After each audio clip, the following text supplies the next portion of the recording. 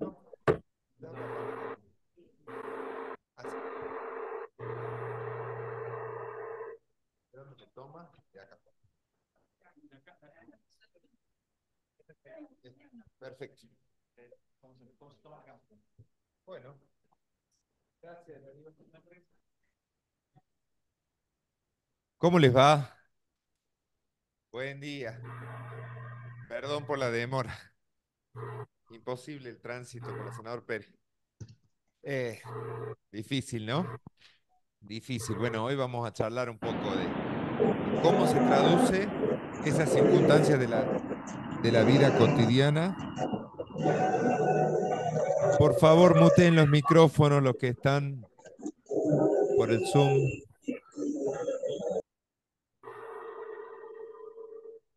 María Samar, por favor, mutea tu micrófono. Ahí está. Muchas gracias.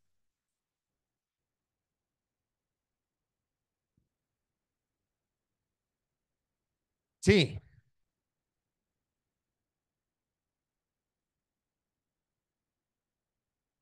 son ediciones distintas. Son ediciones distintas. Cualquiera de las dos es válida porque el libro ya tiene sus añitos, ¿sí? Entonces no hay problema, no hay problema por eso. Por ahí varía un poco las traducciones, porque el libro original es en alemán. Entonces por ahí te puede variar las traducciones más o menos latinizadas, digamos así. A ver, veamos.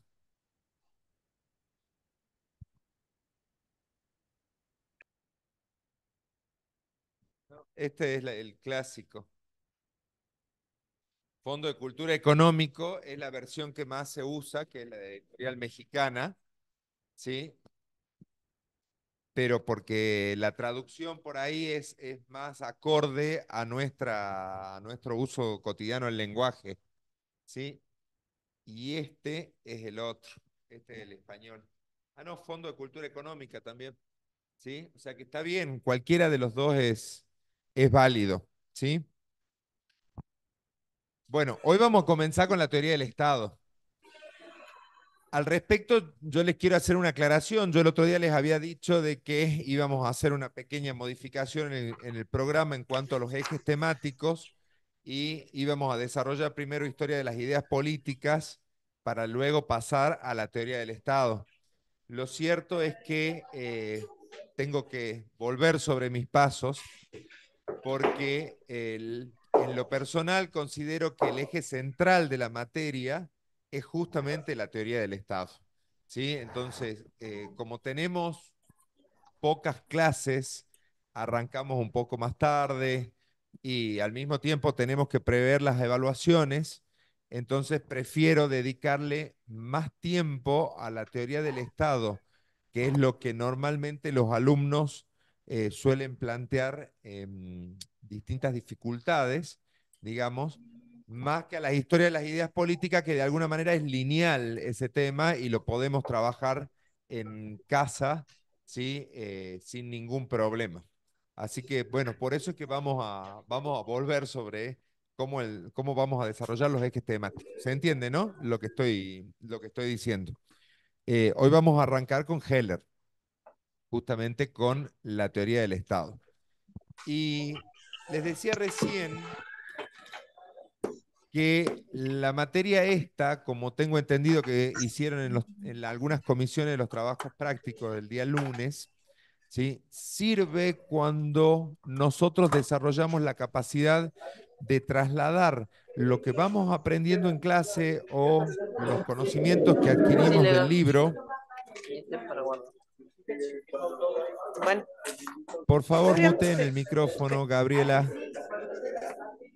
César.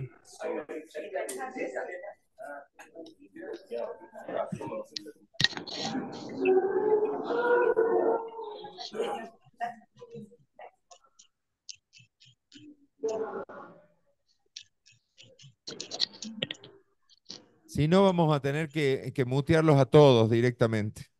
Sí, porque ya la clase pasada ocurrió lo mismo. Liliana Robles, mutea el micrófono.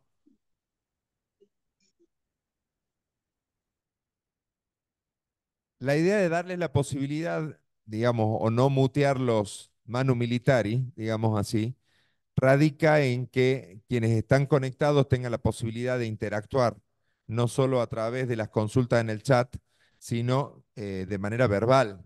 ¿Sí? Pero bueno, somos muchos, no solo los que están presentes, sino 87 que están conectados, 87 más, entonces por ahí se complica si no logramos ese tipo de acuerdos.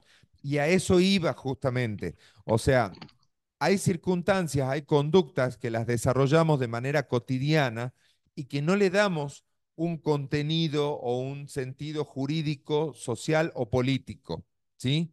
Como esto, como lo del chat. Lo del chat claramente, para que funcione, tiene que ser un acuerdo. Si el acuerdo no se cumple, entonces quien reviste algún grado de autoridad, en este caso el docente, ¿sí? Tiene que tomar una decisión. Una decisión que, como quien dice, es partir la torta. O sea, es una decisión en la cual a alguno le va a tocar con un pedazo de chocolate o con una cereza y a otros no. ¿Se entiende, no? En el ejemplo de la torta. Acá es lo mismo.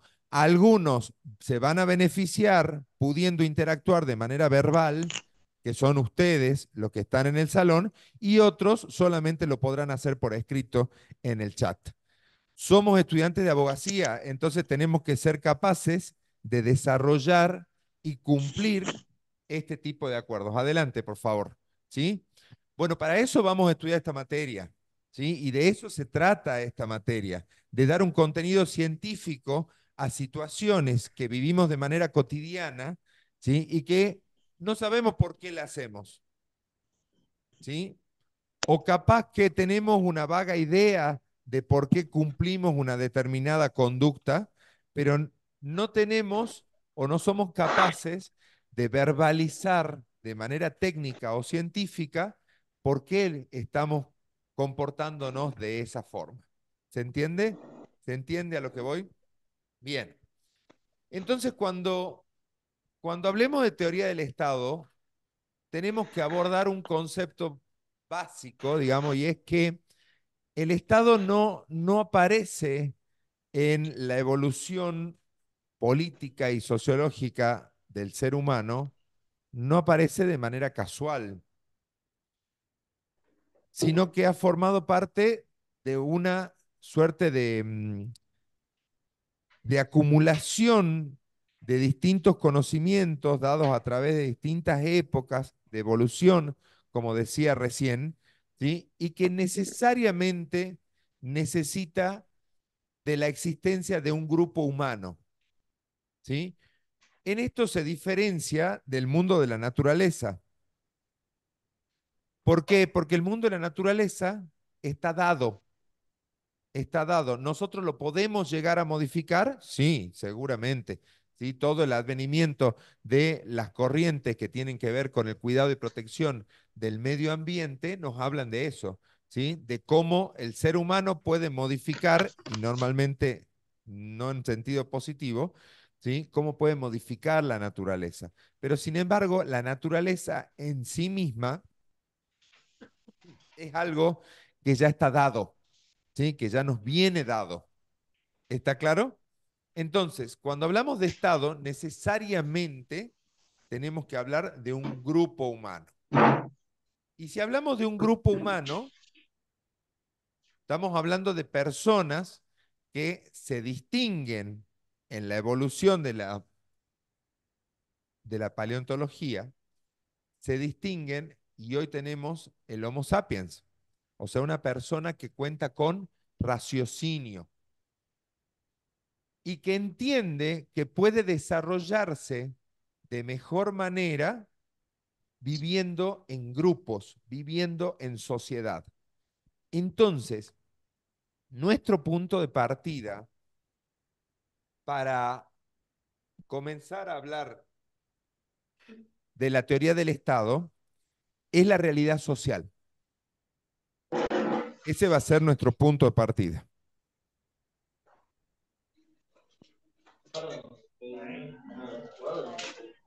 Ahora bien, se entiende hasta acá, ¿no? ¿Cómo llegué a este sistema? O sea, hay un mundo de la naturaleza que ya está dado, ¿sí? Y a su vez el Estado, no se concibe Estado si no hay un grupo humano. Las personas que viven aisladas, que al día de hoy deben ser muy pocas en el mundo, ¿sí? No pueden admitir una organización estatal, porque el Estado en sí mismo necesita de la reciprocidad, necesita de la alteridad, necesita que haya otro al frente. Lo mismo, ¿se acuerdan cuando hablábamos en el curso introductorio de que el derecho en sí mismo no existe si no hay un alter? ¿Se acuerdan de eso? Si yo hablo del derecho, si yo concibo al derecho como un conjunto de deberes u obligaciones y facultades o potestades, para no repetir la palabra derecho, ¿sí? Tiene que haber uno que cumpla y otro que exija. ¿Tá? En una relación contractual, en una compra-venta, hay uno que está obligado a pagar el precio y hay otro que está obligado a entregar la cosa. ¿Está claro? La dualidad, la alteridad. Bueno, acá pasa lo mismo, ¿sí? Nosotros ¿de dónde partimos? De la realidad social.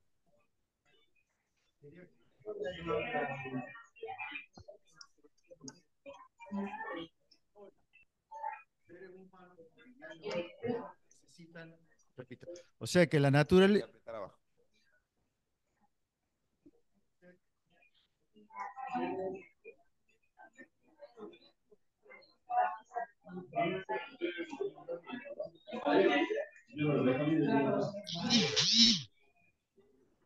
Exactamente, exactamente.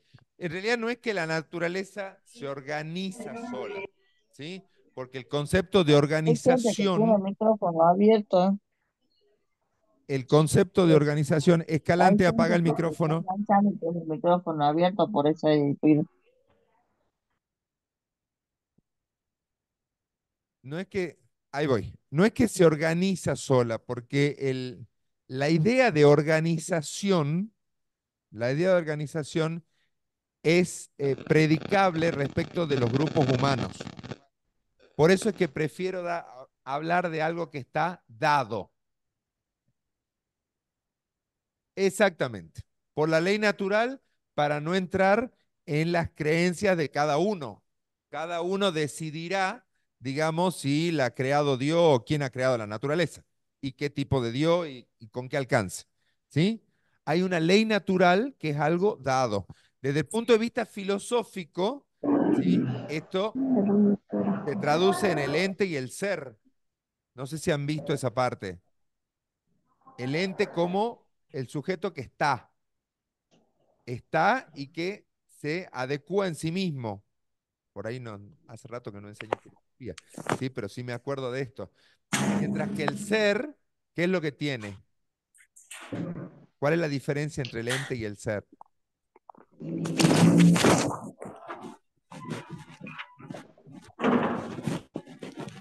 El contrato social es uno de los temas que vamos a ver justamente en Historia de las Ideas Políticas. Pero para llegar al contrato social se tienen que dar ciertas condiciones, que es lo que estamos tratando de analizar. O sea, si lo tomo en una línea cronológica, para que se realice el contrato social, tienen que darse condiciones que son anteriores.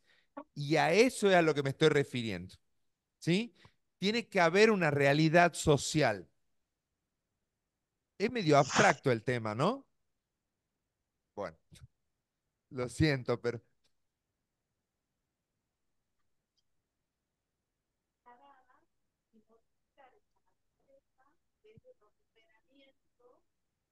no, es modificar el estado de naturaleza a partir de la intervención humana. O sea, hay una naturaleza, una ley natural, un statu quo, un régimen natural, ¿sí? Pero viene el hombre que está organizado en grupos y modifica esa naturaleza. Eso respecto del mundo de la naturaleza. Pero el mundo de la naturaleza no es objeto de estudio en esta materia, ni tampoco en esta carrera, salvo en las áreas que tienen que ver con medio ambiente. ¿Sí? Nosotros nos vamos a ocupar del otro mundo, el mundo humano, de la interacción No vas a humana. tener que entrenar tan tarde, Constanza. No sirve. Si te dormís, no sirve. No, es imposible. Perdón, pero es imposible. Disculpe, pero es imposible tomar la clase por Zoom si tenemos todos los micrófonos abiertos. Obvio. En el 0,3%, ¿no? Y Sí, eso de obvio, Mariana Orquera, pero vos sos la que tenés el micrófono abierto, justamente.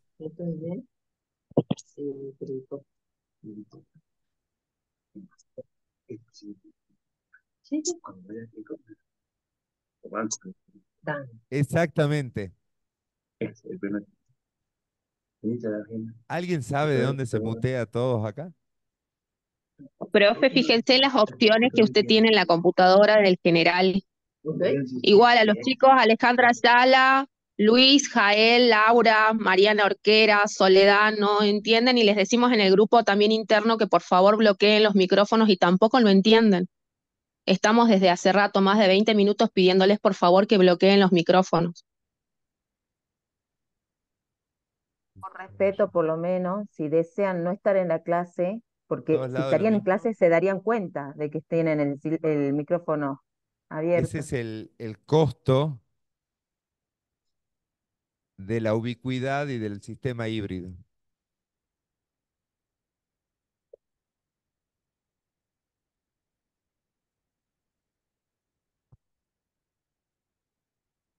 Claro, el problema es que esta materia por lo menos necesita cierto grado de abstracción.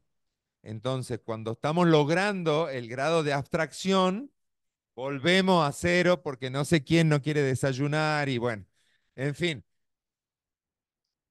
¿Sí? Ahí es donde falla el contrato social. ¿Sí? Ahí es donde se rompe el contrato social. Sí, por favor. Bien, se entendió el mundo de la naturaleza. No voy a volver sobre eso. Nosotros vamos a partir de lo que nos interesa, que es la realidad social. Así le llama Heller, la realidad social. ¿Sí? Y cuando hablamos de realidad social, Heller nos va a decir que hay tres formas de percibir la realidad social. ¿Sí? La realidad social, para algunos autores, es concebida como una condición extrasubjetiva, o sea que está fuera e independiente de los sujetos intervinientes en la sociedad. El que no entienda, me frena. Hay que mutearlos a todos. No, no se puede, Darío.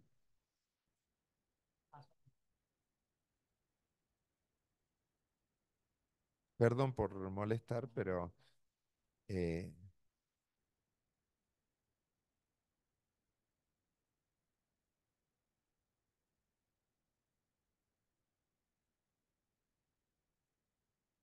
seguimos entonces. Hasta ahí está. Déjame el chat, eso sí. Decimos que es extrasubjetiva. Estoy tratando de utilizar los mismos términos para que luego los puedan identificar en el texto. ¿Sí? Extrasubjetiva, ¿qué quiere decir? Que funciona fuera del sujeto. ¿Qué sujeto? El que integra el grupo humano. ¿Sí? Por eso es extrasubjetiva. Fuera del sujeto e independiente del sujeto. O sea que no necesita de mí. No solo está fuera, sino que tampoco necesita de mí. Ni de mí ni de ninguno de ustedes. Por eso es extrasubjetiva. Está fuera del sujeto. ¿Está? que no es lo mismo que decir objetivo. Eso va a ser lo último que vamos a ver. De ahí viene la importancia en las traducciones. Extrasubjetiva. ¿Se entiende la idea, no? O sea, está fuera del sujeto e independiente de él. No lo necesita. Sí lo condiciona, porque influye, sí lo condiciona, pero el sujeto no puede modificarla. Tal cual, estamos hablando de cómo funciona el grupo humano constituido en sociedad. Por eso, nada más que Heller le llama realidad social a ese concepto. Desde la sociología va a tener otro tipo de denominaciones, pero vamos a tratar de seguir la nomenclatura helleriana para que ustedes puedan acceder con un poco más de facilidad o con un poco de facilidad al texto. ¿Estamos? Hay otros autores que dijeron no, o sea, en realidad lo único que puede existir en materia social, piensen en la época que escribió Heller, 1936, ¿sí? Lo único que puede existir en materia de realidad social es aquello en lo cual el sujeto interviene. Entonces ahí tenemos la contraposición entre unos y otros. O sea, el sujeto que en el esquema extrasubjetivo o metasubjetivo no tenía ninguna, tengo que parar por acá, no tenía ninguna injerencia, en esta otra posición pasa a ser definitorio. Claro, ejemplo, solo un ejemplo, la teoría marxista. Esto de que el hombre es actor y autor de su propio drama. Frase de Marx. Actor y... Esa es subjetiva. Una es extrasubjetiva, o sea, está afuera. Nosotros somos la realidad social. Somos los únicos sujetos que hay en este grupo que se llama Cátedra de Derecho Político. De la misma manera, si lo extrapolamos, podría ser un estado, podría ser una ciudad, podría ser una polis, si vamos a otra época. ¿Se acuerdan lo que hablamos de la polis el otro día? De la polis griega. Bien, una ciudad-estado, perfecto. La realidad social es, según la primera postura, extrasubjetiva. Está afuera. Funciona sola. No nos necesita. Tampoco forma parte de nosotros. ¿Sí? Hay como una suerte de dualidad. Esta despersonalización de las corrientes extrasubjetivas luego se va a usar desde el punto de vista jurídico en todo lo que es el desarrollo de la teoría de las personas jurídicas. Esto de que los centros de imputación funcionan fuera de quienes lo componen. ¿Todos saben lo que es una persona jurídica? Sí. Bien. Funciona afuera, es como si estaría sentada allá. Independiente, pero resulta que los socios somos nosotros mismos. Esa es la crítica que se le hace. ¿Me van siguiendo o no? ¿Sí? Bueno, vamos a la segunda posición. La segunda posición cambia de un extremo a otro. Dice, no, no es que está afuera, no es que funciona aislada, sino que la realidad social la creamos y somos nosotros mismos. Nosotros mismos.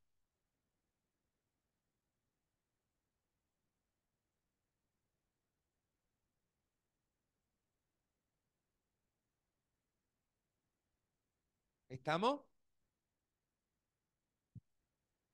Y frente a estas dos posturas, tan extremas unas y otras, Heller, ¿qué es lo que nos va a decir?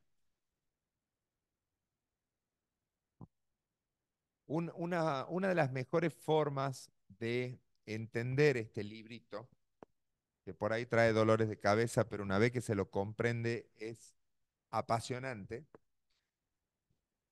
Imagínense, yo este libro lo leí por primera vez en el año, y a la fuerza, igual que ustedes, en el año 94. ¿sí? Y desde ahí que siempre uno vuelve a Heller, siempre uno vuelve. Em, Creo que una de las mejores formas de entender este libro es entender la dialéctica hegeliana. No confundí Hegel con Heller, ¿no? Sería un gran error. ¿Por qué? Porque todo Heller es dialéctico. Todo. Entonces, si es dialéctico, frente a estas dos posiciones extremas respecto de la realidad social, ¿qué es lo que va a hacer Heller? Va a tomar una síntesis. Entonces, la posición helleriana dice, es cierto, la realidad social la definimos nosotros,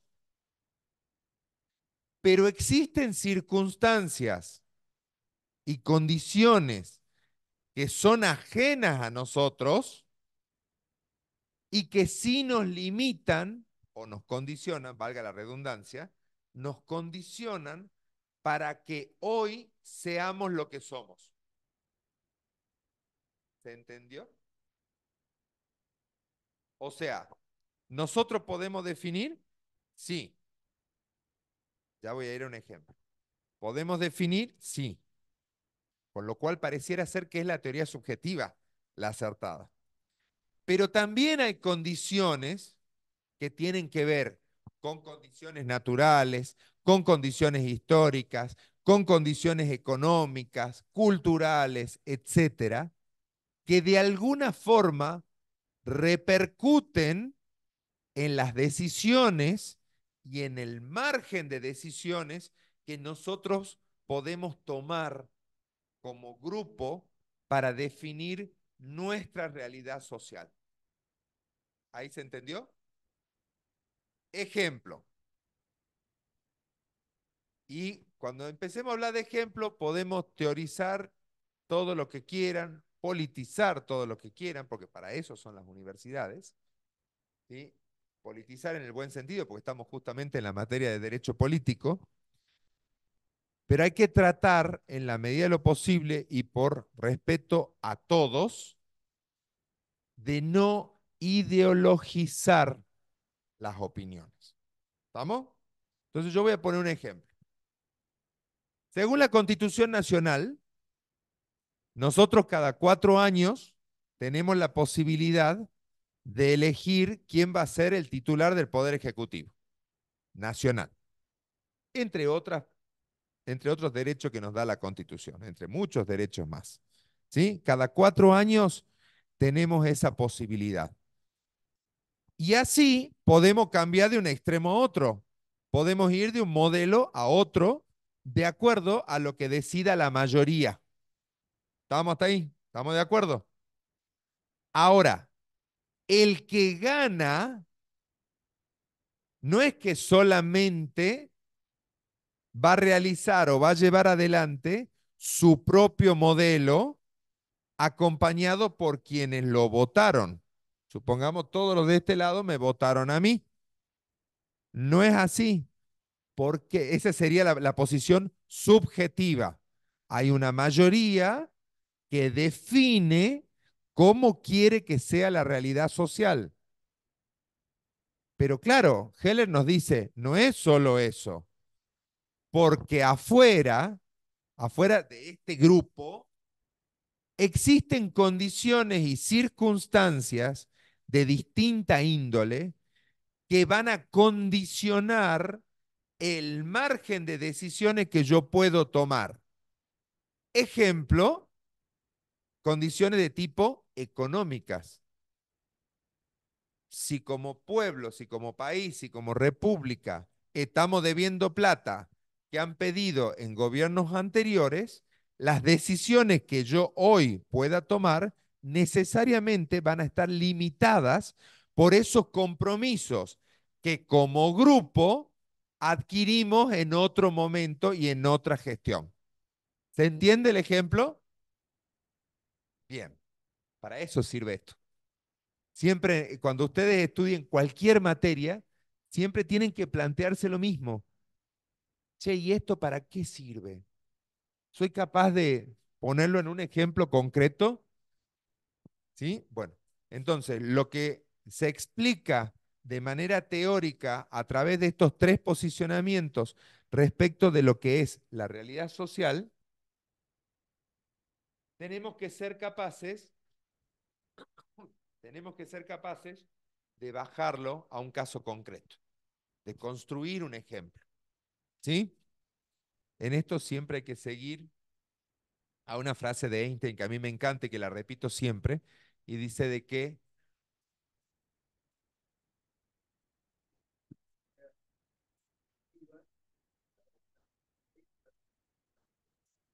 dialéctica.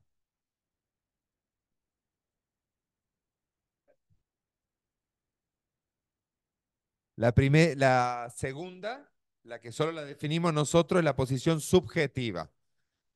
Y la primera es la extrasubjetiva o metasubjetiva. Quiere decir que está más allá de los sujetos intervinientes. ¿Estamos claros? Bien. Seguimos entonces. ¿Es para que no se tropiece? Ah, bueno. Claro, porque hoy tienen todas las materias teóricas. ¿Cómo le fue en el práctico el otro día, el lunes? ¿Pero no se sumaron a las otras comisiones? Eso tenemos que ver. Urgente. ¿Sí?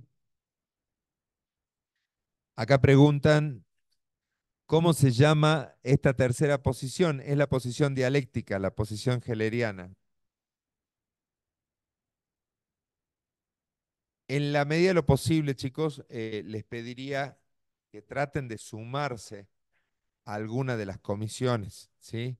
Tal como les puse en el aviso del aula virtual, la comisión, ¿qué tal? Adelante. La comisión 1 y la comisión 2 no tienen todavía docente asignado. Ahora, cuando termine la clase, voy a pasar por coordinación a ver si ya está definido quién va a ser el docente, ¿sí? Si están en la comisión 3 y 4, está la doctora Malca Manestar, capaz que la conocen, y en las 5 y 6, la doctora María Fernanda Berrafato, que hoy por hoy somos los tres que integramos la cátedra. O sea, yo encabezo la cátedra y ellas están como jefa de trabajo práctico. Pero en realidad conformamos un lindo equipo de trabajo porque justamente hay diversidad de ideas, criterios, y eso está muy bueno en derecho, ¿sí? En esta carrera que todos pensemos lo mismo es sumamente aburrido, aburrido. Bien, entonces, ¿estamos de acuerdo con esto? ¿Sí? De cómo viene hasta ahora el tema de la realidad social. Pero Heller lo va a profundizar mucho más, mucho más. Y va a decir, bueno, entonces, si esto es cierto, si acá hay una cuestión dialéctica en la cual el sujeto interviniente tiene la posibilidad de definir su realidad social y al mismo tiempo también se va a ver condicionado por otras circunstancias, entonces hay que estudiar de dónde vienen ese tipo de condiciones o cuáles son esas condiciones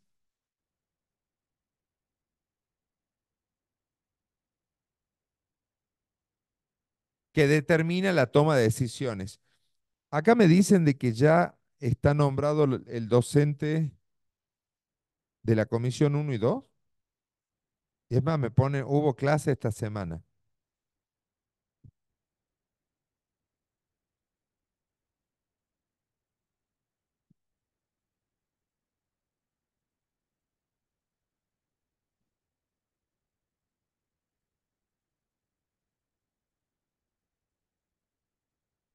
Ahí está Malca. De 13 a 15 está Malca. Sí, 13 a 15, 15 a 17 está Malca. Y después a las 17 viene Fernanda. Sí, es más, sé que trabajaron con TICS, lo cual está muy bueno, digamos, para una materia que es abstracta, digamos, que es muy, muy teórica. Entonces, está bueno que ustedes lo puedan plasmar de otra forma, ¿sí? Yo en ese sentido soy mucho, mucho más clásico, digamos, para dar las clases. No utilizo PowerPoint porque los PowerPoint generan de que el alumno está todo el tiempo pendiente de lo que dice el PowerPoint, entonces tratan de copiar todo el tiempo y no. O sea, prefiero que se preste atención desde otra posición. ¿Sí? Bien. Em, esta-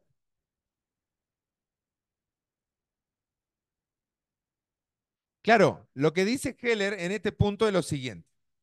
¿Sí? Lo que dice Heller es, si esto es cierto, o sea, si la tercera posición es cierta, esto de que tenemos la posibilidad de definir y al mismo tiempo estamos condicionados, primero vamos a estudiar de dónde vienen las vertientes, digamos así, las corrientes de esos condicionamientos. ¿Estamos? Y sin lugar a dudas, que el primer condicionamiento es de tipo natural o viene de la naturaleza.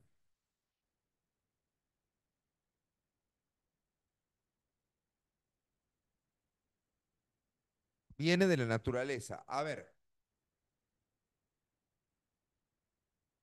no tiene la misma, vamos a poner ejemplos y luego vamos a desarrollar algunos aspectos teóricos. No tiene las mismas posibilidades de desarrollo un país como Bután, ¿alguien sabe dónde queda Bután? En el Himalaya, que un país como Brasil. ¿Por qué no tiene tal cual? No tiene las mismas posibilidades de desarrollo o lograr estos consensos en una sociedad como la haitiana que nosotros. ¿Por qué?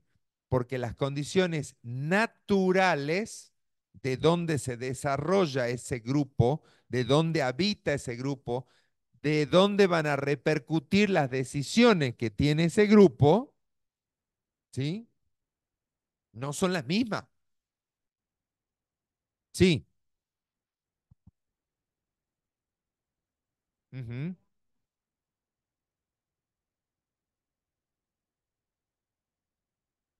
Totalmente.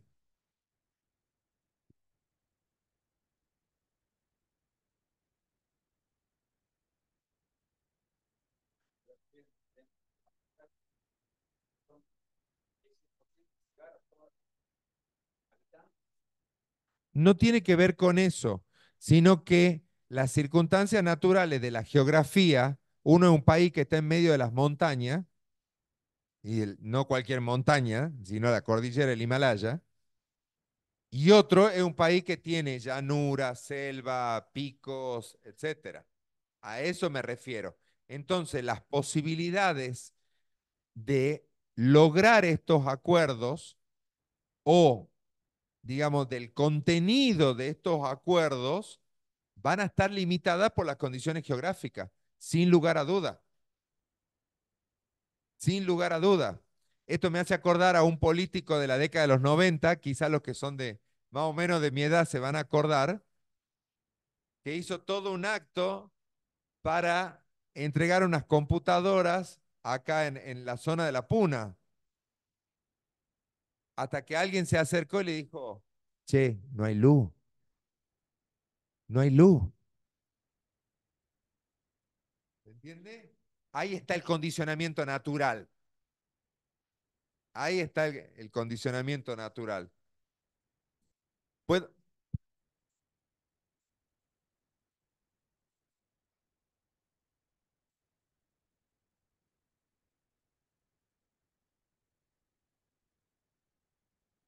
Miren, yo pertenezco soy socio de una empresa que hace comercio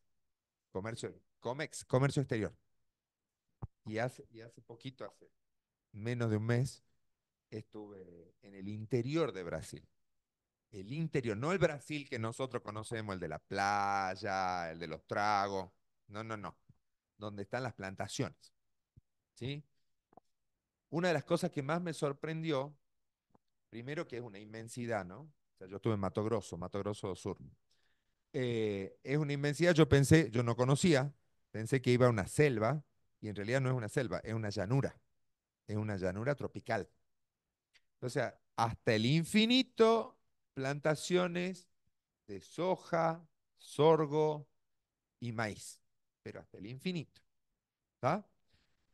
Sin embargo, y una cosa para que ustedes vean cómo las condiciones naturales, ahí no sería natural, ahí sería demográfica, que es otra vertiente, también te limita en la toma de decisiones.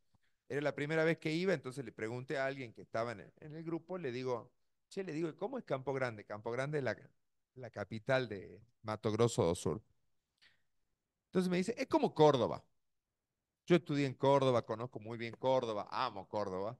Es una ciudad grande, pujante, de más o menos 1 millón de habitantes. Ah, dije, buenísimo. Y le pregunto a otro. Y le digo, che, le digo, ¿y cómo te pareció a vos Campo Grande? Nada, dice, es un pueblo. En realidad la frase que me dijo no es un pueblo, me dijo, es como tal cosa, no quiero herir susceptibilidades, por eso es que no voy a repetir, digamos, el nombre de la ciudad jujeña. Me dijo, no, es como tal cosa. Yo dije, a ver, pueblo, pueblo, lo que me nombró. Yo dije, alguno de los dos miente, porque uno me dice de que es como Córdoba, el otro me dice que es como tal lugar. La verdad es que ninguno de los dos mentía. ¿Por qué? Porque efectivamente es una ciudad no de 1 millón, de 1.200.000 habitantes.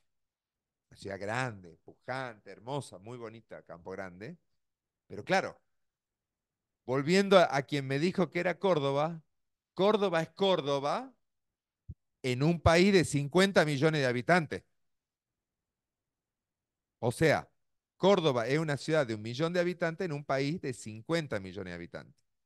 Campo Grande es una ciudad de 1 millón de habitantes en un país de 215 millones de habitantes. Por eso es que el segundo, el que me dijo que es un pueblo, tenía razón también. O sea, ¿qué es lo que hay ahí? Hay un condicionamiento, primero, natural. ¿Por qué natural? Porque lo más cerca que ellos tienen de puerto es 2.000 kilómetros Sao Paulo. Entonces a ellos les conviene más, para ir al mercado asiático, les conviene más pasar por Paraguay, Argentina, Chile, y de ahí salen más rápido al mercado asiático que ir por sus propios puertos porque tienen que tomar el Atlántico, cruzar África, Océano Índico y de ahí llegan al mercado asiático. ¿Estamos? Ahí tenés un condicionamiento natural de la posición geográfica en donde está este grupo humano que tiene que tomar decisiones de cómo sacar su producción de maíz, su producción de trigo, etcétera. ¿Está?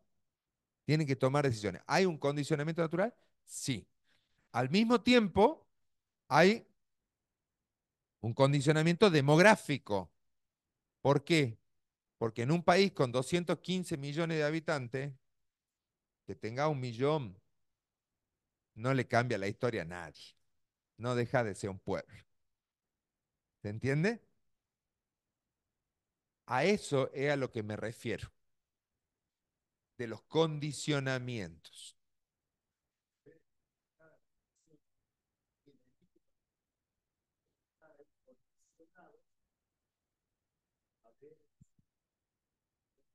Percepciones, bueno, todo lo que trae dentro de sí para juzgar algo. Totalmente.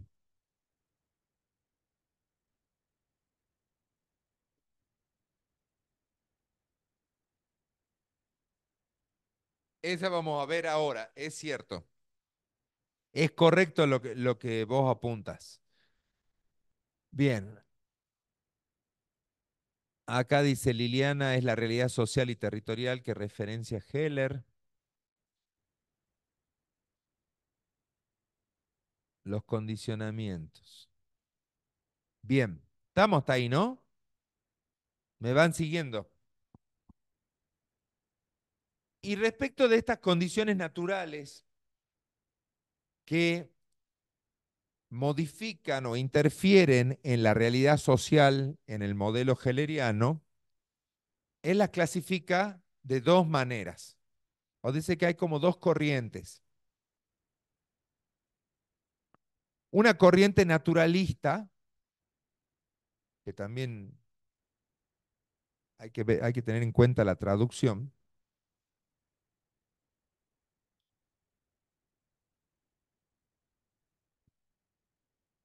Una corriente naturalista que en definitiva lo que plantea es que como la naturaleza era algo dado, ¿se acuerdan lo que hablábamos hace rato? Como la naturaleza es algo dado, nosotros no la podemos modificar. Ahí está el ejemplo de Bután,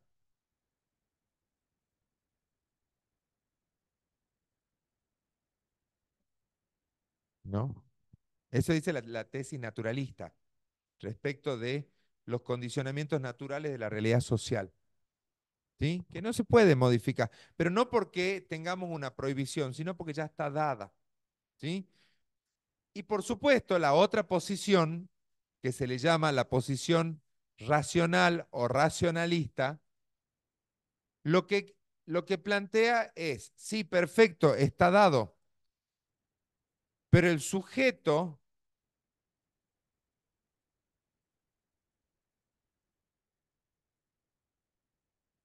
este sujeto puede a través de sus decisiones generar un impacto en las condiciones naturales. Un ejemplo de esto podría ser la deforestación. Todos sabemos lo que es la deforestación, la tala indiscriminada de árboles. Si ustedes van por la ruta 16, la ruta que atraviesa Chaco, o si van a Santiago del Estero por la ruta 9, para los que tienen más o menos mi misma edad, si alguno se acuerda, antes estaba lleno de árboles. O si ibas a Santiago del Estero y atravesabas las salinas, antes era un verdadero salar, como hoy tenemos nosotros Salina Grande. Bueno, si van a Córdoba, ahora cuando atraviesen la ruta 9, hay árboles. Ya no es blanco el paisaje, hay árboles. Sigue habiendo salitre, pero se ha modificado. Con la deforestación pasa lo mismo. La deforestación trae como consecuencia un cambio climático. Entonces, eso es lo que plantea la tesis racionalista. Dice, no, la intervención del hombre sí modifica las condiciones naturales, sí las modifica. Exactamente, exactamente. Pongo estos ejemplos porque por ahí son más eh, plausibles, plausibles, ¿sí? Y me voy a meter en otra cuestión para que ustedes vean de cómo funciona esto. Primero le cierro la posición de las condiciones naturales. Frente a estas circunstancias, o sea, la tesis naturalista es algo que está dado, nosotros no lo podemos modificar, la naturaleza tiene su autorregulador, ¿sí? Frente a esa posición naturalista y la racionalista que dice, no, el hombre interviene, interviene no siempre de la mejor manera, sino a veces en sentido negativo, Heller, ¿qué es lo que nos dice? Nuevamente aplica la dialéctica y dice, no, es cierto, hay condiciones naturales que no las podemos modificar. Si te tocó nacer en un país que está en medio de la cordillera del Himalaya, y bueno, es lo que te tocó. No va a poder sembrar, va a tener que comprar todo. Mucho de eso tienen los chilenos, ¿no? Chile compra casi todo lo que consume, con excepción de parte de la producción de fruta y, por supuesto, los vinos. El resto, olvídate, no tiene nada. Y no porque sea malo, no porque sean vagos, y tampoco, es más, me encanta Chile. Y por si alguien es chileno o tiene familiares chilenos. Pero la verdad es que su modelo de Estado no se ha dedicado o no ha corrido en ese sentido.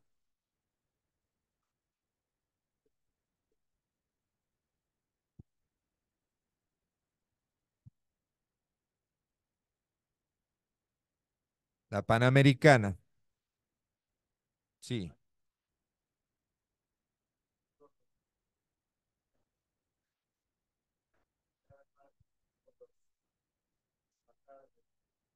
exactamente.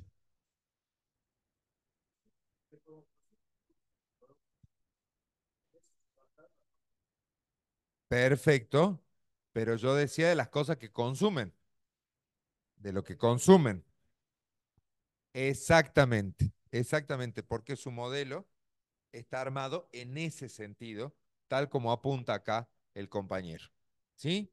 Entonces, frente a esa posición, ¿qué es lo que dice Heller? No, es cierto, tengo un poco de ambos. ¿Sí? Yo puedo, a partir de las condiciones naturales en las cuales me tocó nacer o me tocó actuar en el grupo humano, yo puedo tomar decisiones, interferir en esa naturaleza y de esta forma sopesar, digamos, las condiciones naturales o el criterio fatalista de las condiciones naturales.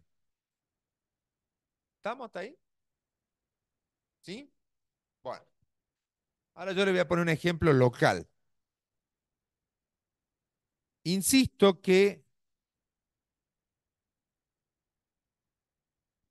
cuando hablo de los ejemplos, como operadores jurídicos que somos todos, todos, porque ya les expliqué la teoría de la carga pública, del hecho de ser abogado, ¿se acuerdan que se las dije el otro día? Bien, como operadores jurídicos que somos, tenemos que tener la objetividad y la altura para llevar adelante ciertas discusiones.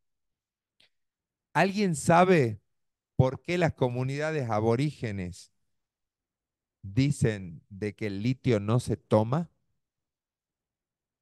¿Nadie ha visto este cartel que anda por todos lados? Sí.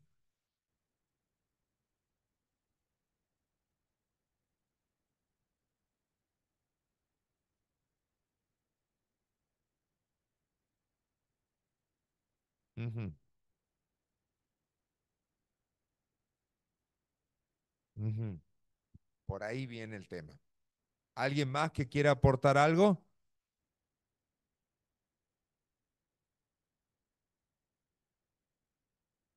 Más que las cantidades, pero el agua como recurso.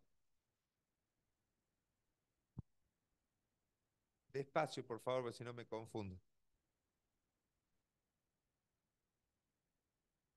No, no en Jujuy, por lo menos.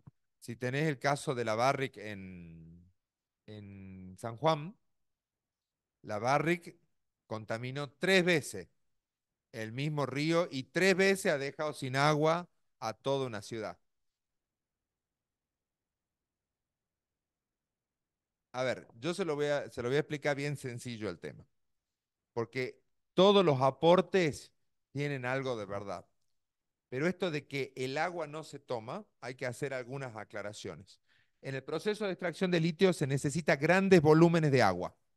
Sinceramente, no sé cuántos litros, pero grandes volúmenes de agua. ¿Sí? Se perfora y luego se crean unos piletones. Esa agua no es agua potable, no es agua que la pueden tomar las comunidades, pero sí es un recurso natural. ¿Estamos? Es agua que hoy no las pueden tomar las comunidades. Ahora, al crear esos piletones, para obtener el litio, la forma es mediante la evaporación. O sea, dicho de otra manera, el recurso natural se evapora, se pierde. Y es un recurso no renovable en la misma cantidad, y es un recurso que hoy no se puede consumir, digamos, no es agua potable, pero que a través de un proceso sí se podría potabilizar.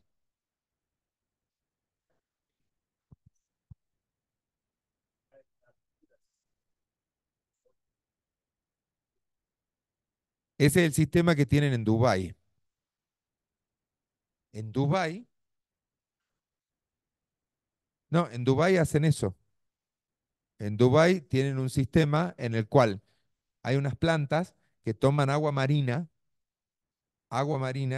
lo que hace es la calientan al agua, se evapora el agua, con lo cual se crean nubes, entre comillas, artificiales o inducidas, y esas nubes controladas, por supuesto, yo sé exactamente cuándo quiero crear la nube, esas nubes luego caen en forma de lluvia.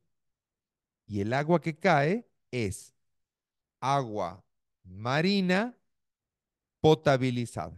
¿Se entiende? Para, a ver, no soy ingeniero, pero se lo explico como yo lo conozco, digamos, al tema.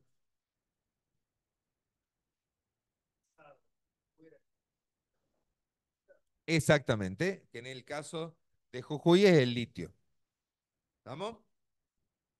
Ojo, yo atiendo a algunas empresas mineras, ¿sí? Pero en esto hay que ser claro y hay que ser correcto en los análisis. La crítica es esa. Entonces, lo que hacen las empresas mineras hoy, buscan sistemas que no tengan que o bien utilizar tanta agua o bien seguir con el sistema tradicional de la evaporación para sopesar este tipo de críticas. ¿Sí? ¿Por qué? Por el IA, digamos, el informe de impacto ambiental o por la responsabilidad social de las empresas. ¿Está claro? Bien, a ver. Porque al sacar el agua, los piletones, el agua que se evapora contamina los ríos. No necesariamente contamina los ríos, digamos.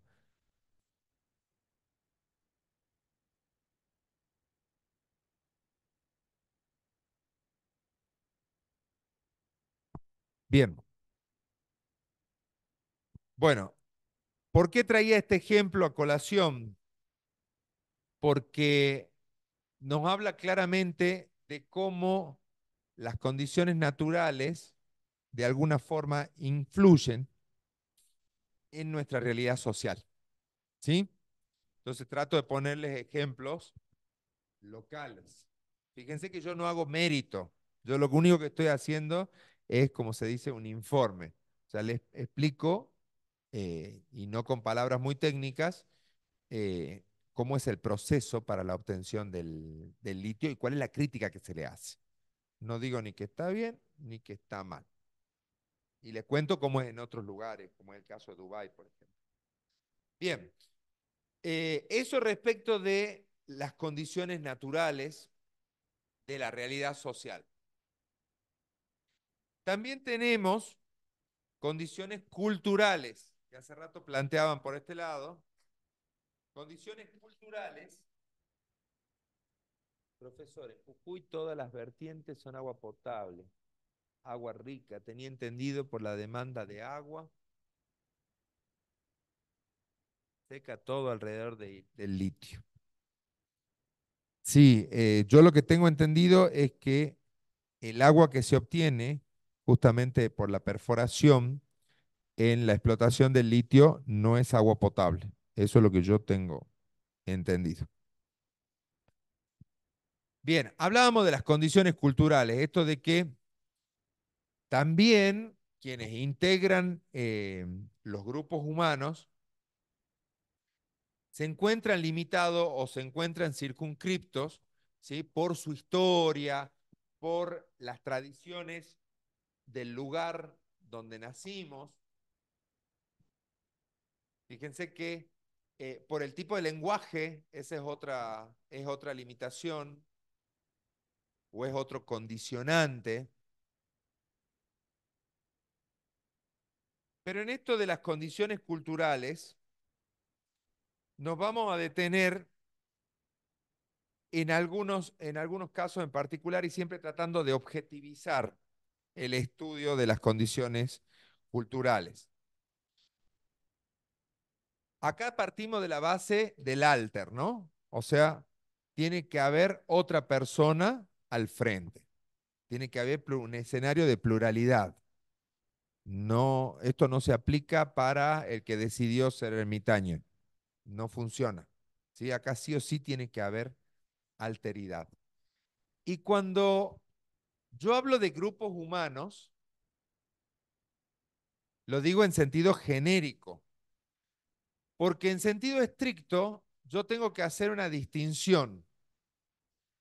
Tengo que hacer una distinción, que es la que nos plantea Heller, nos dice que acá hay que, no todo conjunto, no quiero utilizar la palabra grupo, no todo conjunto de personas constituye un grupo. Eso nos dice Heller. No todo conjunto, no toda acumulación de personas es un grupo.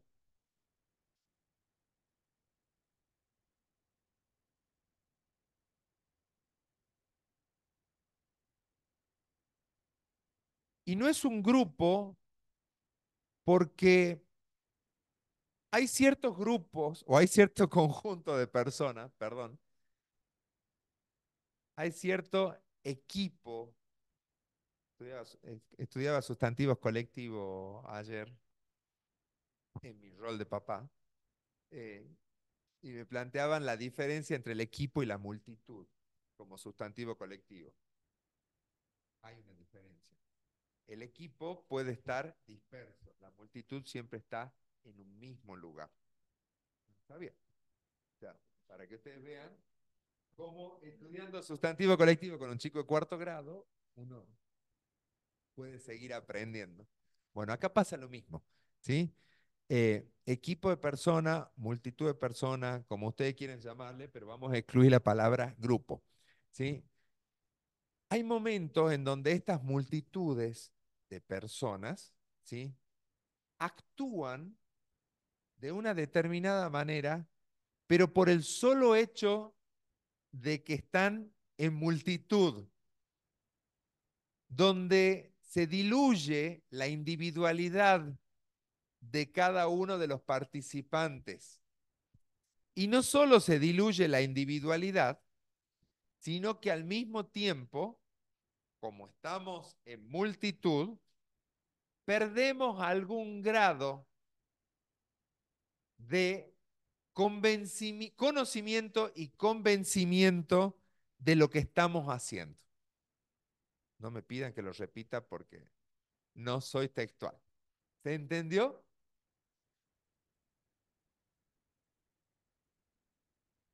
Tal cual. Tal cual, pero intenta decir la misma frase sin la palabra grupo. Ese sería el desafío. Lo que vos decís es correcto, pero no hay que utilizar la palabra grupo, porque ahora vamos a explicar para Heller qué es grupo. ¿Sí? Por eso hablaba de multitud. O sea, no hay mucho conocimiento de para qué vinimos, no hace falta que les cuente, vean las noticias, a qué vinimos y no sé, me trajeron, me dijeron que tenía que venir, ¿sí? Ojo, no me refiero solo a lo que podemos ver de piquetes en la tele, ¿no? Yo he visto alumnos universitarios y vos, ¿por qué estudiar derecho? Y no sé, había que estudiar algo y ahí me acordé de San Martín. ¿Serás lo que deba ser o serás abogado? Eso decía San Martín. Posta, ¿no? Esa frase textual de San Martín. ¿Y por qué estudiaste? El ejemplo de la cancha de fútbol, el ejemplo del piquete, ¿sí? Las hordas, las multitudes, sí, exactamente, ¿sí? Bueno, ese concepto, ese escenario en el cual no hay mucho conocimiento de a qué vinimos y mucho menos un convencimiento de por qué estamos un viernes a las 8 de la mañana escuchándolo al pelado hablando de derecho político. Entonces, es lo que Helen le llama la masa psicológica. La masa psicológica. Ese es el concepto que tienen que... Bien, Federico acá decía teoría de las masas, Federico Tolaba. Es correcto. La masa psicológica. Insisto, no hay ni conocimiento ni convencimiento. ¿Estamos? Pero sin embargo, hay una sumatoria de personas, hay una multitud, hay un equipo de personas. En esa línea de análisis, en el momento en que a uno se le ocurra y diga, che, la verdad que no está tan malo venir los viernes a las 8, nos podemos divertir un poco, sí, el profe vuela a veces, pero está bueno, podemos aprender algo, comparto unos mates, aunque al profe no le, por acá no llovió nada, dirían los del norte, por este lado no llovió nada. Hay un cambio de actitud, y ese cambio de actitud cambia la perspectiva del por qué está esta horda, esta aglutinación de personas. Ese cambio de actitud, esa toma de decisión en la cual yo estoy acá porque quiero, pues,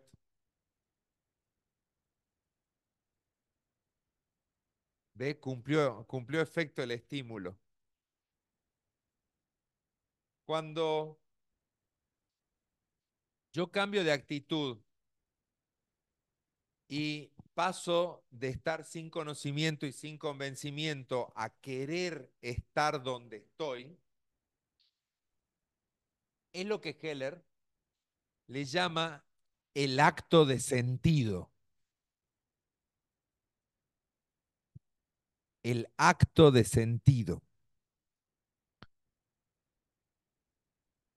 Realizo tal actividad o estoy en tal lugar porque tengo el convencimiento de que me va a servir para algo. Por eso se llama acto de sentido.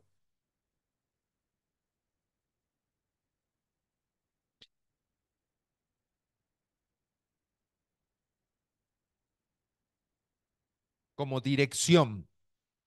Como dirección. En la masa psicológica no hay una dirección compartida.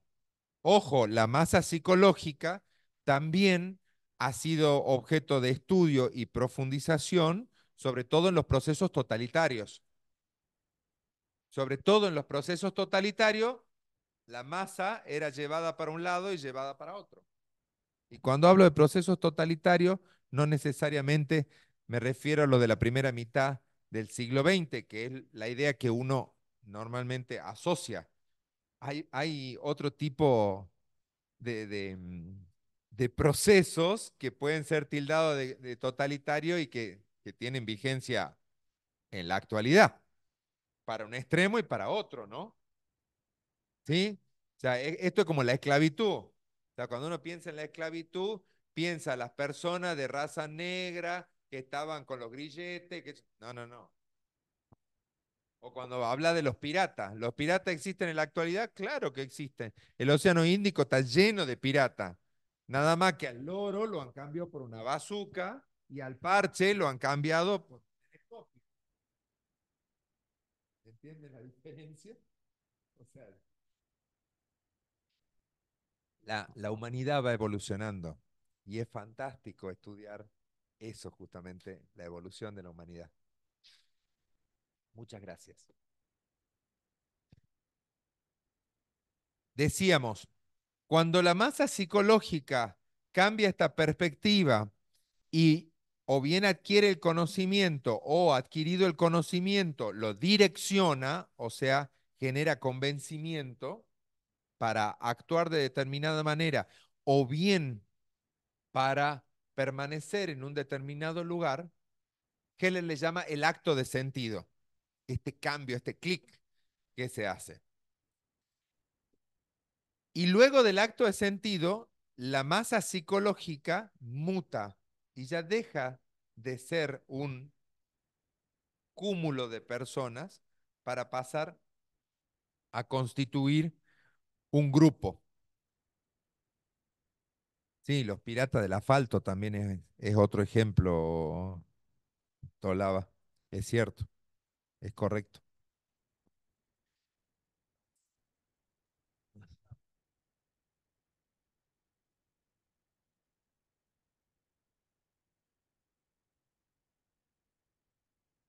Tal cual, tal cual.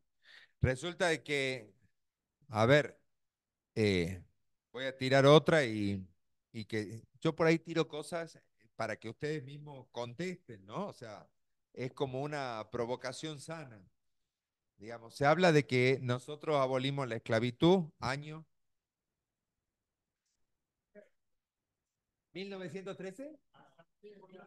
Ah, bueno, pensé que me decían 1913. Sí,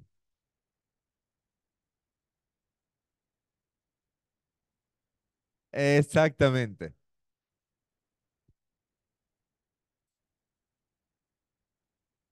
Exactamente. Muy buena la aclaración. Es libertad de vientres. Ojo.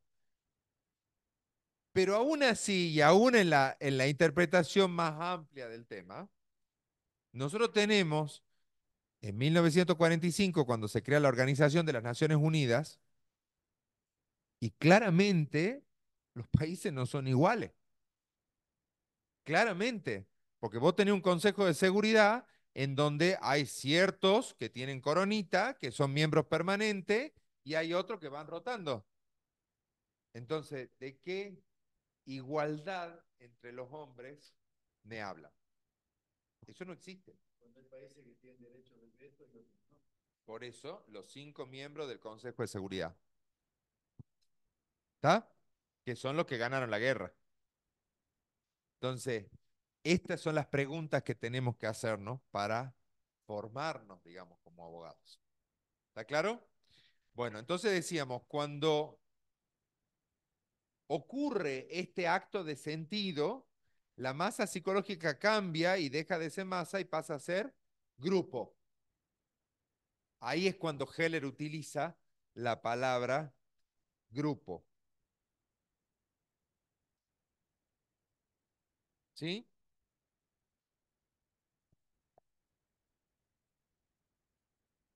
En este acto de sentido, en el cual nos despertamos y dijimos, bueno, a ver, ¿cómo el tema? Contame para qué vinimos y según eso tomo una decisión si me quedo o no me quedo. En este acto de sentido y nos constituimos en grupo, puede haber también diversidad de opiniones. Capaz que todos nos despertamos, buenísimo, pero no todos estamos de acuerdo en que nos tenemos que quedar. Otros dicen, no, nos tenemos que ir. Otros dicen, yo me quedo, pero si me agregan más banco. El otro, yo me quedo, pero no hasta las 10, me quedo hasta las 9. Hay diversidad. Entonces ahí, ¿qué es lo que tenemos que hacer según lo que nos plantea Heller? Tenemos que plantear acuerdos. Tenemos que plantear acuerdos. Me van siguiendo, ¿no? Esto es como un cuento, se lo estoy tratando de hacer así, como un cuento realmente. Ahí vamos a tener los acuerdos sociales. Los acuerdos sociales que importan verdaderas negociaciones. Entonces, y bueno, hoy nos quedemos hasta las 10, de 8 a 10, pero el lunes, bueno, cada uno venga en el horario que le resulte más cómodo. Por eso existen las comisiones. ¿Estamos? Entonces, ¿qué es lo que estamos consiguiendo ahí? Estamos planteando acuerdos. distintos acuerdos sociales. ¿Se entiende, no? Condiciones culturales de la realidad social. Buenísimo. Pero claro, a ver, nosotros vamos a hacer acuerdos, pero esos acuerdos que nosotros planteemos, vamos a decir, bueno, a ver, todos los viernes vamos a estar acá de 8 a 10, incluido a los que no les gusta levantarse temprano. ¿Sí? Acuerdos que se dan dentro de las pautas culturales o las condiciones culturales de la realidad social. Todos los viernes vamos a estar de 8 a 10, pero los lunes cada uno venga en el horario que quiera. Vos a la mañana, vos a la tarde, vos a la noche, y a vos te queda cómodo de 11 a 1 de la mañana en la noche porque trabajas hasta las 10:30 de la noche. ¿Es viable un acuerdo en ese sentido? ¿Por qué no es viable? El compañero quiere venir de 11 de la noche a 1 de la mañana a tomar clase. Sí.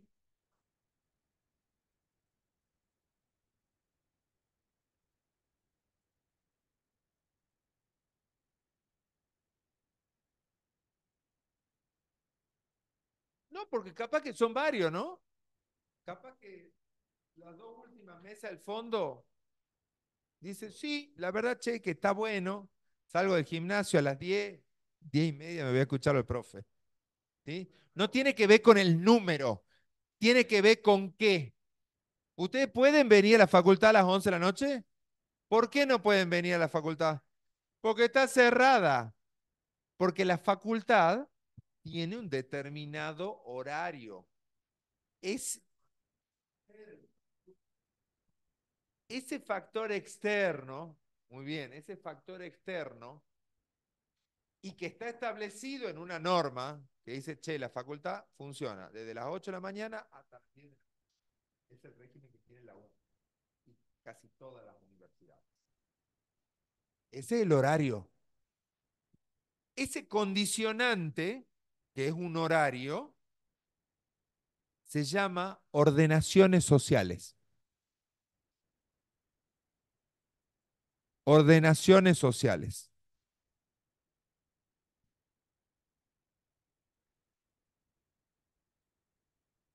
No, a ver, para que nos hagamos un retelling, un raconto. Nosotros arrancamos hablando de una distinción entre el mundo de la naturaleza, ¿sí? Y el mundo social, ¿sí? De ahí hablamos de que dentro del mundo, el mundo social, hay distintas posiciones. ¿Se acuerdan de eso? ¿Qué habíamos visto?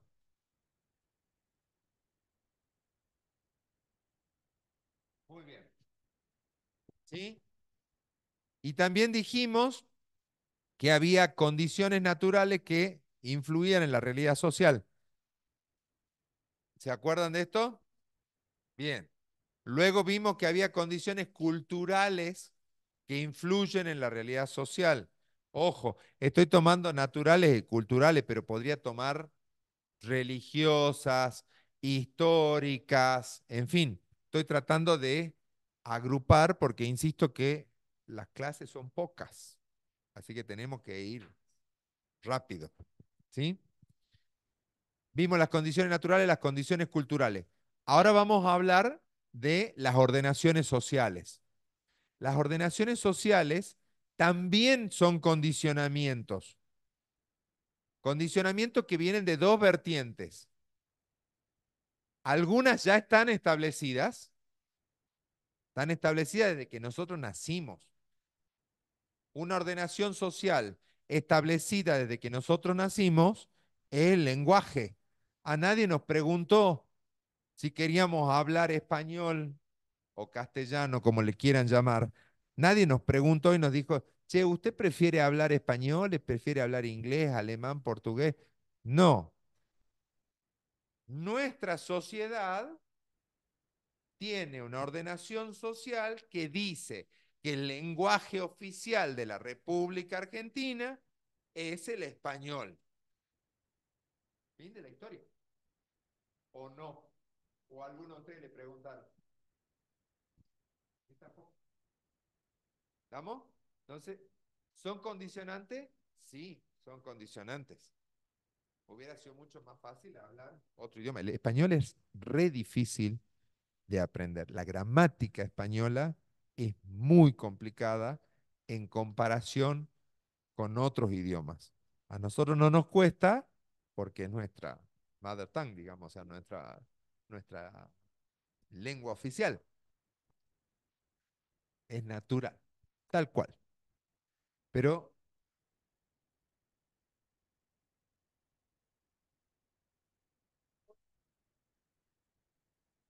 los verbos se conjugan. Los verbos se conjugan. En inglés son muy poquitos los verbos que se conjugan, el resto son todos iguales. En español los verbos se conjugan uno por uno y según el modo. ¿Alguien se acuerda de los modos? Modo indicativo. Ah, bien, bien ahí, bien ahí. Sí, hay gente que se revela contra el condicionante del lenguaje, tienen toda la razón. Una de las cosas que más me llamó la atención eh, en Paraguay en este último viaje es que todo el mundo es trilingüe. Hablan español, hablan portugués y hablan guaraní. Pero todos, ¿no? O sea, desde abogado, empresario, el kiosco para ir a comprar los puchos, todo. Todo el mundo te habla guaraní.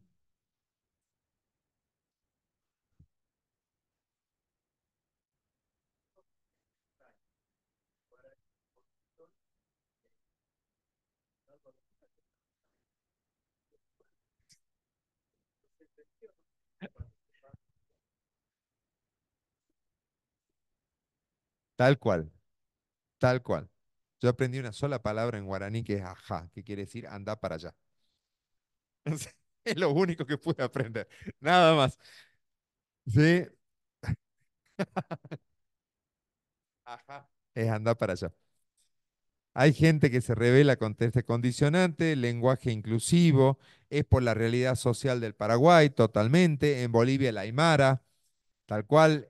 Nosotros en algunas comunidades tenemos el quechua, ¿sí? En Perú, de lo que yo he tenido oportunidad de conocer, se habla mucho el quechua. También es un idioma re difícil, re complicado. Bueno, nada, para el que le guste trabajar sobre este tema. Son ordenaciones sociales, son condicionantes, ¿sí? Algunos ya están dados, otros lo vamos a conseguir a partir de acuerdos. Acuerdos que pueden ser a nivel político o acuerdos que pueden ser a nivel social.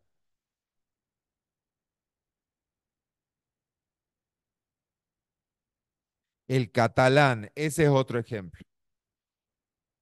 Barcelona, todo el mundo habla en catalán. Si vos preguntás en español, ellos te contestan en español, pero entre ellos hablan catalán. Están totalmente convencidos que son, eh, que son un país aparte. Esa es la verdad. Sí, y les voy a hacer una confesión. Se merecen ser un país aparte, porque es un centro productivo y económico espectacular. Sí, bueno, los gitanos ponen acá, los gitanos que hablan en romaní también. Bueno, en fin, se entendió el ejemplo, ¿no? O sea, hay ordenaciones sociales. Otra ordenación social. En Argentina se maneja por la derecha para quienes conducen. Y nadie se preguntó por qué. Sí. Y en Inglaterra es por la izquierda. ¿Por qué? En Australia, no conozco Australia, esa me falta. Ah, ya está. ¿Está bien? No, no, no, está bien. No sabía que era por la izquierda. Posta.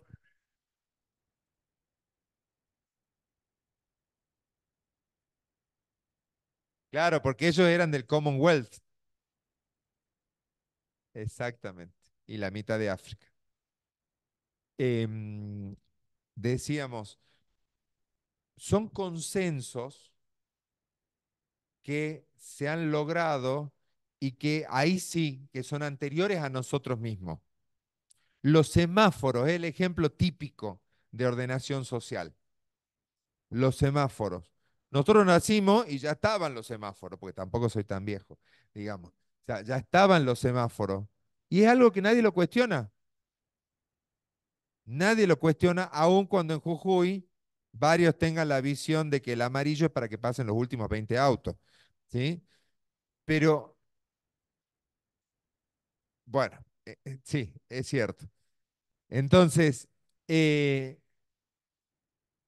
el semáforo es el ejemplo típico de ordenación social, en donde hay acuerdos ya logrados a nivel de sociedad en el cual entendemos que frente a la luz roja nos tenemos que detener. ¿Sí? Hart trae un ejemplo de esto para quienes sí estudiaron Hart en el curso de ingreso. ¿Sí? Trae el ejemplo del semáforo. Hart se pregunta, nada más que Hart lo ve desde el otro lado, dice, cuando yo me detengo frente a un semáforo, ¿realmente tengo el convencimiento de que estoy cumpliendo una norma jurídica? Esa es la pregunta que se hace Hart. ¿Sí? Nosotros no vamos a entrar en eso porque se supone que ya lo han estudiado y si no lo han estudiado lo van a volver a estudiar en filosofía del derecho y si no, se los estoy planteando desde otro lado. O sea, la verdad no sé si hay un convencimiento que es la pregunta de Hart, pero sí me queda claro que hay un acuerdo social que frente a la luz roja no tenemos que parar. Y todos entendemos que ese acuerdo es provechoso para la sociedad, que permite una mejor organización de la circulación urbana. ¿Se entiende por dónde estoy yendo? Es como que, a ver, los miro y sí, estamos muy en la base. Este Heller se ha ido muy high, ¿sí? Pero de alguna manera es tratar de brindar una perspectiva técnica o científica desde la ciencia política, porque ya se va a poner más lindo, ya vamos a avanzar en la teoría del Estado. Eh, Tratar de ver las cosas desde otra forma, ¿sí? O sea, cosa que nunca nos preguntamos, como esto del idioma, ¿sí? No, lo tomamos por dado y chao. No, no es dado. Hay un acuerdo social. Hay un acuerdo social. ¿Por qué? Y porque en nuestra historia primero pertenecíamos a la corona española, luego nos trataron de invadir los ingleses, ¿se acuerdan? Bueno, toda la historia. Entonces, por eso hablamos español. No es porque a alguien se le ocurrió y vino y partió la torta y dijo, ahora vamos. No. O sea, tenemos una historia en ese sentido. Ayer daba clase en otra materia y decía, porque la Iglesia Católica siempre fue una persona de derecho público no estatal. Sí, pero ¿por qué? Porque la Iglesia estuvo muy ligada al nacimiento de nuestra nación, a nuestra conformación, más allá de las creencias que podamos tener cada uno de nosotros. ¿Sí? La realidad es esa. Y desde la época de Vélez Sarsfield siempre tuvo un estatus, en la teoría de las personas jurídicas, un estatus privilegiado, que hoy es compartido, pero siempre tuvo un estatus privilegiado. ¿Estamos claros? Bien. Entonces hablábamos de esto de las ordenaciones sociales. En el caso del semáforo, hablamos de algo que ya nos vino, de algo que ya estaba cuando nosotros nacimos, ¿sí? Pero hay otras ordenaciones sociales que que tiene que ver con conceptos contingentes. ¿Qué son los conceptos contingentes? Son aquellos que van cambiando a través del tiempo. Van cambiando a través del tiempo. Es lo que en la dogmática jurídica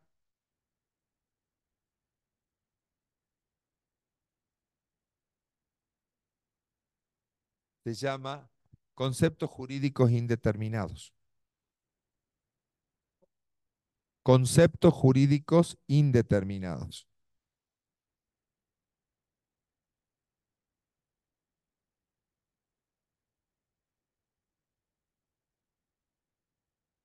¿Cuáles son los conceptos jurídicos indeterminados? Son aquellos que van cambiando a través del tiempo, o bien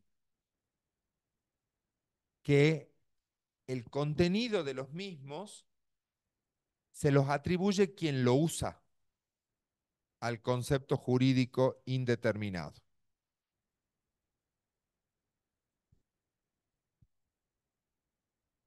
Y hago una pregunta. ¿Quiénes de acá somos papás? ¿Papás o mamás? ¿Está? Bien. El Código Civil nos habla de un concepto jurídico indeterminado que se llama el buen hombre de familia. Así dice. ¿Qué debo entender como buen hombre de familia? El que les provee alimento, el que les da educación, el que le da con todos los gustos. Son conceptos que claramente han ido y van cambiando de manera permanente. La forma como mi papá me educó a mí no es la misma de cómo mis abuelos lo educaron a mi papá. Y en todos los casos se entendía que había una concordancia entre la forma o la práctica de la educación y estos estándares jurídicos que traen las normas que dice el buen hombre de familia. Y así como esos, el derecho está lleno de conceptos jurídicos indeterminados. El buen hombre de familia, el buen hombre de negocios, utilidad pública en el caso de la expropiación, emergencia pública. ¿Qué debo entender por emergencia pública? ¿O dónde hay una situación de verdadera emergencia? Hay casos que son indiscutibles. Se me rompió la cañería troncal. ¿Se acuerdan? Hace 2 semanas se rompió la cañería troncal acá en la planta de Alto Reyes. Gran parte de la ciudad sin agua. Para quienes tienen más añitos, hace como 10 años fue peor. Se rompió la cañería troncal en Cuyaya, en la zona del puente Paraguay, y toda la ciudad quedó sin agua. Ahí no era una parte, era toda la ciudad que quedó sin agua. ¿Sí? Claramente, en ese caso, no hay duda, estamos en una situación de emergencia. ¿Y dónde impacta esto? Y en que se imagina que si se rompe la cañería, no voy a esperar, llamar a la licitación, esperar que presenten las ofertas, impugnen, etcétera, etcétera, para recién hacer arreglar. No, contratación directa y se acabó la historia. ¿Me van siguiendo? Bien. Pero hay casos que no es tan nítido. Hay casos que, supongamos, yo soy el ministro de Desarrollo Humano. Y como ustedes saben, cuando llega fin de año, tanto a los trabajadores del sector público como a algunos sectores carenciados, se les entrega pan dulce o una caja navideña o algo de eso. ¿Sí? Entonces yo soy el ministro y me levanto el 23 de diciembre, abro los ojos y digo, oh, mañana es Navidad. No tengo tiempo de hacer la licitación para comprar los pan dulces, entonces la llamo a mi amiga y le digo, che, ¿tenés 500.000 pan dulce? Sí, no hay problema, listo, mándamelo pan. ¿Hay una situación de emergencia ahí? No, claramente no hay una situación de emergencia. ¿Por qué? ¿Y por qué? En términos de previsión, yo ya sé que todos los años Nochebuena es el 24 y Navidad el 25. Entonces tendría que haber tomado las medidas del caso para hacer la compra antes, en cuyo caso esa contratación no sería factible hacerla por contratación directa, sino que tendría que haber llamado a licitación, concurso, lo que fuera. ¿Estamos? Entonces, pero les pongo estos dos ejemplos para que ustedes adviertan cómo el mismo concepto puede ser bien usado o mal usado según la situación de que se trate. Por eso es un concepto jurídico indeterminado, porque cada uno es el que le da contenido. Otro ejemplo, utilidad pública. Ustedes ya saben, o deberían saberlo como estudiantes de Derecho, que la propia Constitución Nacional autoriza la expropiación. ¿Saben qué es la expropiación? Ah, bueno, menos mal. Ya terminamos. Ya terminamos, así que pila. La propia Constitución autoriza la expropiación. Ahora, causa de utilidad pública. ¿Qué debo entender por utilidad pública? ¿Sabe qué es lo que ocurre? Los legisladores dicen, expropiese tal inmueble por causa de utilidad pública, pero no explican por qué hay utilidad pública. Cuando la utilidad pública o la expropiación se hizo para construir un hospital, creo que nadie se va a oponer. Lo mismo si es para una escuela, en fin, para lo que se conoce como función pública. ¿Sí? Ahora, en la ruta es un poquito más opinable. Ahí estamos en una zona gris, pero yo por lo menos, formación publicista, considero que sí. Pero les traigo un caso de La Rioja. La Rioja, año 2009, aproximadamente, 2009, sacan una ley donde le expropian un inmueble, también con quién se van a meter, al Colegio de Abogados de La Rioja. El problema no era que le habían expropiado, porque el Colegio de Abogados tampoco tiene coronita, ¿sí? Porque también es una persona jurídica y se puede expropiar como cualquier hijo de vecino. Ahora, el problema era que la ley había salido para la expropiación por causa de utilidad pública, pero lo que se pretendía construir era un shopping. Entonces la pregunta es, ¿hay utilidad pública ahí o no? No sé. ¿Alguien opina lo contrario? ¿Alguien opina que sí? Posta.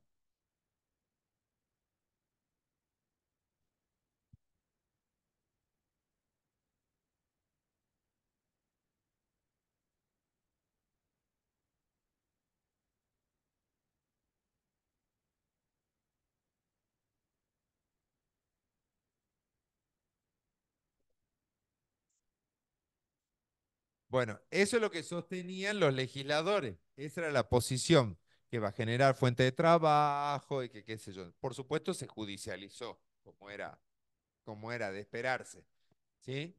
Y el planteo del colegio era que en realidad no iba a ser una suerte de sociedad del Estado o que lo iba a administrar el Estado. Y otro de los argumentos era que iba a ser el primer shopping de la ciudad de La Rioja. ¿Sí? Pero claro, el esquema estaba armado de tal manera que no lo iba a explotar el Estado per se, sino que lo iba a trasladar la explotación a través de una técnica concesional, lo cual es lícito.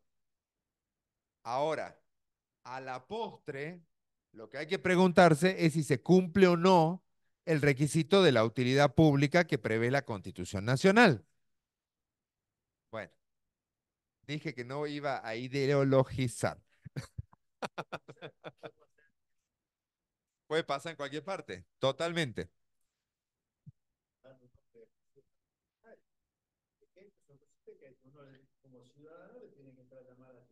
Bien. Para eso estamos en esta materia. Esta materia es para que nos llame la atención esas cosas que antes no le llevábamos el apunte. ¿Sí? Entonces, esos son los conceptos jurídicos indeterminados. Esos son, cuando hablamos de conceptos jurídicos indeterminados, tenemos todas estas categorías. Así como eso podríamos, buena fe, interés público, bien común. Sobre bien común hay una vasta jurisprudencia de la Corte Suprema de Justicia. ¿Qué debo entender por una entidad tenga bien común? O sea, eso es una locura. Pero bueno, eso va a ser para motivo de análisis en otro ámbito.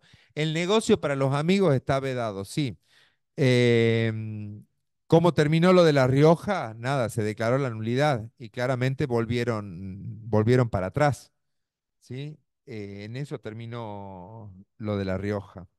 Búsquenlo si quieren en internet. Tiene que haber sido 2009, 2010, por esa época, ¿sí? Entonces tenemos una primera vertiente que son aquellas ordenaciones sociales que ya nos vienen dadas. Hay otras que se logran por niveles de acuerdo, en donde en estos niveles de acuerdo, sí, perdón, pero tengo que ir tallando con el chat, ¿no? En estos niveles de acuerdo, lo que se trata de hacer es una adecuación de la conducta, nos dice Heller, una adecuación de la conducta a la realidad social. ¿A cuál realidad social? A la de hoy, a la que me tocó vivir hoy, en donde tengo todo mi bagaje cultural, natural, histórico, la geografía, el geoposicionamiento y todo lo que ustedes quieran, y al mismo tiempo tengo la potestad de decidir, porque en eso me diferencio de la masa psicológica, a través del acto de sentir. ¿Lo dije muy rápido? ¿Sí? Mi problema es que no soy textual. Entonces, vamos de vuelta. Vamos de vuelta. Esto de los niveles de acuerdo o de las ordenaciones sociales tiene distintas vertientes, ¿sí? Algunas ya me vinieron dadas. Otras las vamos a lograr en niveles de consenso. Ahora, cuando las logremos en niveles de consenso, ¿yo qué voy a hacer? Lo que voy a hacer es distinguirme de la masa psicológica porque le voy a dar un acto de sentido, ¿sí? Pero al mismo tiempo estoy limitado.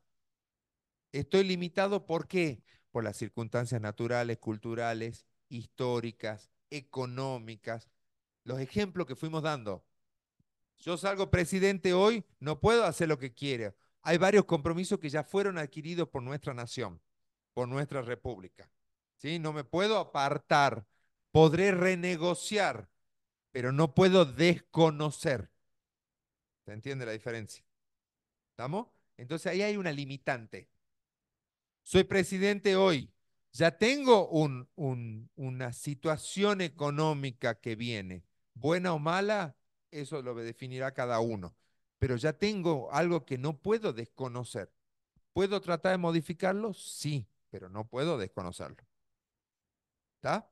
A eso me refiero con esto de las condiciones naturales, culturales, qué sé yo. ¿En qué me diferencio de la masa psicológica? Por el acto de sentido, o sea, cuando tomo conciencia de lo que estoy haciendo. ¿Sí?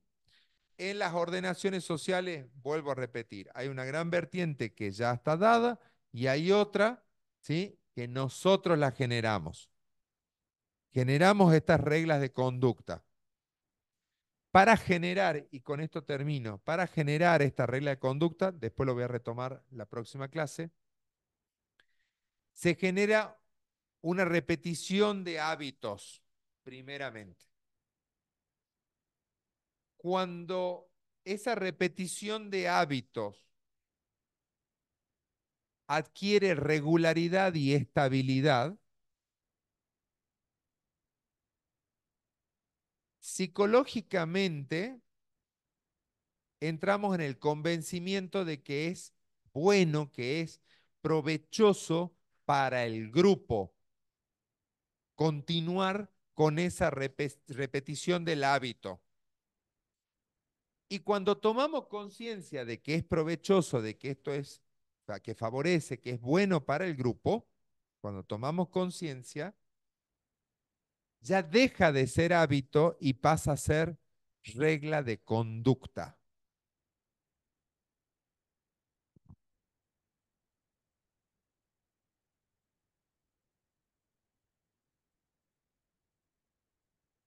Una regla de conducta. ¿Se entiende? Esta repetición de actos con el convencimiento, fíjense que yo no dije regla jurídica, ¿no? O normas jurídicas, porque eso ya lo vimos en Hart. Esta repetición de actos o hábitos con el convencimiento de que es provechoso, que está bueno que sea de esa manera, es lo que comúnmente se llama, que Hart le llama la regla de conducta. Nosotros comúnmente, ¿cómo lo llamamos? No. ¿Cómo? Socialmente, ¿cómo lo llamamos? ¿No? ¿Quién lo dijo? Costumbre. Es la costumbre. Es la repetición de hábitos con el convencimiento de que está bueno que sea de esa manera. ¿Sí? Entonces esa es la costumbre. Exactamente, en el mismo sentido, iguales, uniformes, como dice la compañera. ¿Sí?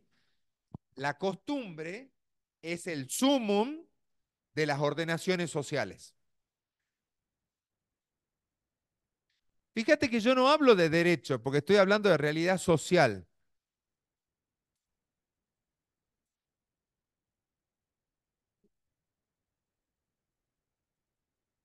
Un derecho consuetudinario, sí, si querés utilizar el término.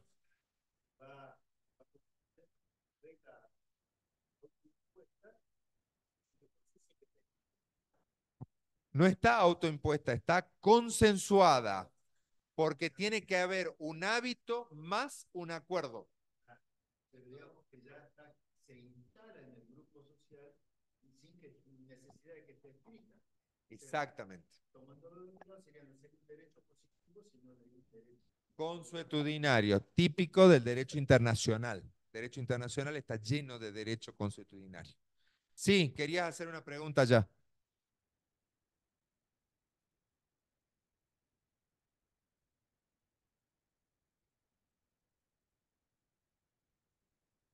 Por eso le decía, o sea, le decía al compañero, nosotros acá lo estamos analizando desde una perspectiva social, pero de una perspectiva jurídica también existe esta suerte de repetición de hábito con el convencimiento de su obligatoriedad y eso recibe el nombre de derecho consuetudinario o costumbre, que se usa mucho en el derecho internacional público sobre todo. ¿Sí? Bien. Estamos en horario. Para variar, siempre me faltó el tiempo. Siempre me pasa lo mismo, no se preocupen. ¿Se entendió? Bueno, la idea, la idea es que estas 2 horas que estuve hablando y que ustedes interactuaron, no termine ahí.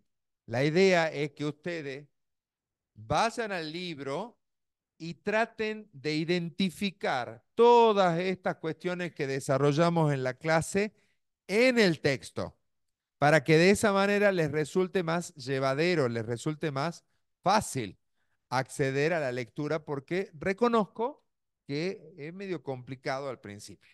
¿Sí? Así que bueno, estamos chicos, nos estamos viendo si Dios quiere. Gracias. Gracias.